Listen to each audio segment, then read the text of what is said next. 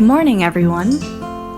I'm bringing you along what I eat in a day and sharing some of my favorite meals I've been enjoying. Find all the recipe details with the blog post linked below, and I hope you like this video.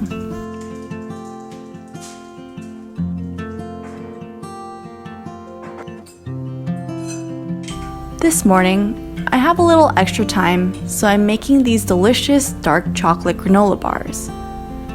After a quick morning workout, I'm getting hungry and I'm ready to tackle these delightful treats, which shouldn't take too long to mix up and bake.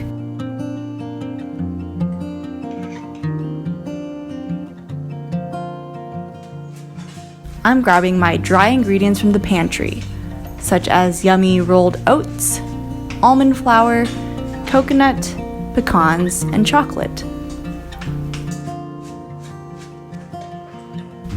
After measuring everything out, the ingredients come together with some maple syrup and coconut oil. You can substitute other dried fruit that you may like in this recipe, and I also think it would work well by using applesauce for the oil or maple syrup if you want to lower the amount of sugar or oil in this recipe.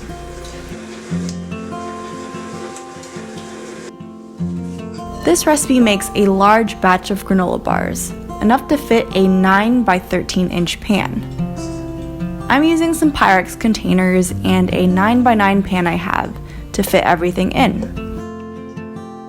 Using the back of a spoon, the granola mixture is pressed into the containers to stick together, then goes into the oven for about 20 to 25 minutes at 350 degrees Fahrenheit, depending on how crispy you want your granola bars to be.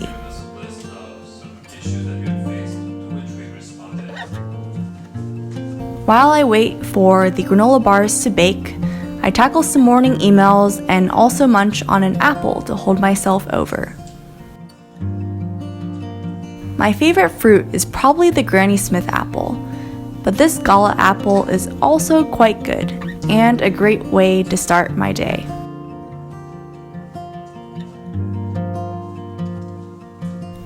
Once the timer rings, I pull the granola bars out of the oven and slice into them after 5 minutes of cooling.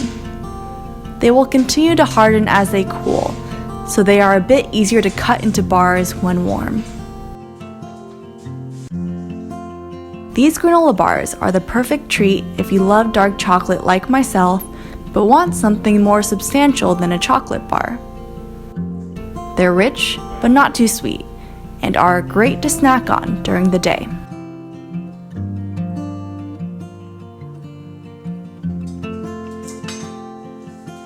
Peter and I are keeping lunch simple today with some leftovers.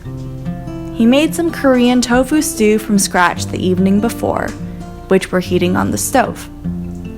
I'll link a vegetarian recipe for those of you interested in trying to make this yummy stew.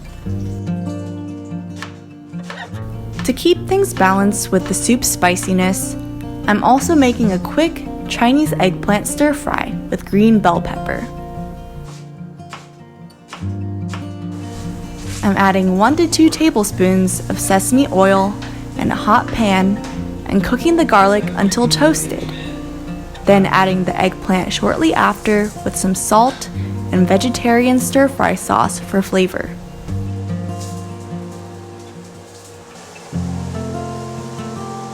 After letting it cook for about 5 to 10 minutes, I'll add the chopped green bell pepper with some additional salt as needed, and some black pepper for seasoning. If you're looking for a little extra kick, some dried chili flakes would also be great for this.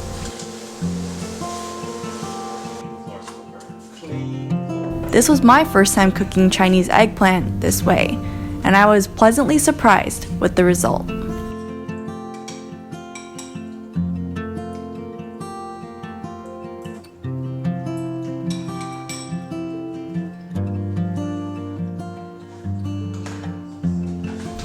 I wasn't super hungry when dinner time rolled around, but kept things simple by heating some previously frozen veggie patties I made with split pea, onion, and zucchini.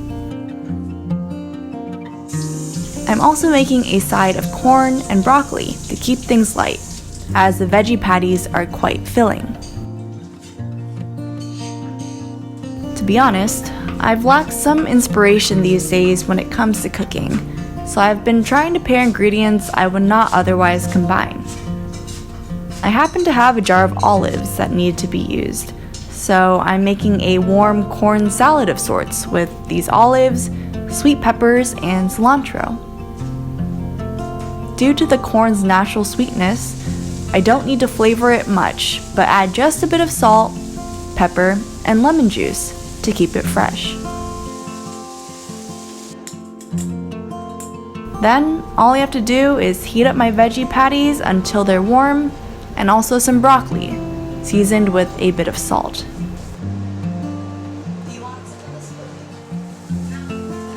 I'm glad that this random assortment of vegetables came together in a decent meal.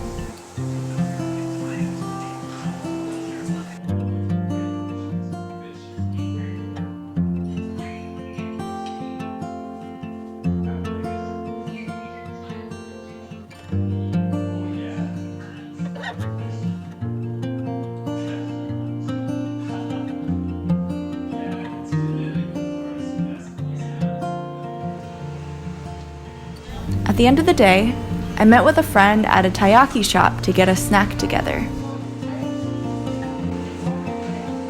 Taiyaki is a traditional Japanese fish-shaped cake filled with ingredients such as custard, red bean, or taro. There's also an option to have it with soft serve ice cream. Though I love my black sesame ice cream, I was so full from the previous meals that I went with the simple, yet classic, red bean taiyaki. Nothing better than a freshly made waffle snack.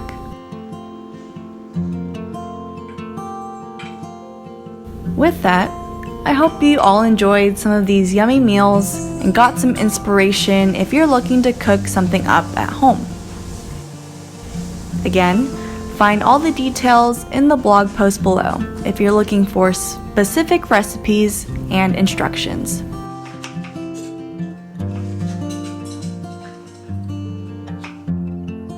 My Patreon page is also up and running, which you can find linked below. I recently posted a DIY cleaning mini workshop, and also look forward to sharing more recipes and cooking tutorials on there. Thank you for all of you who have supported already, and of course, for supporting this channel regardless. I appreciate all of you and hope you have a blessed day. And I hope to also see you soon in the next video.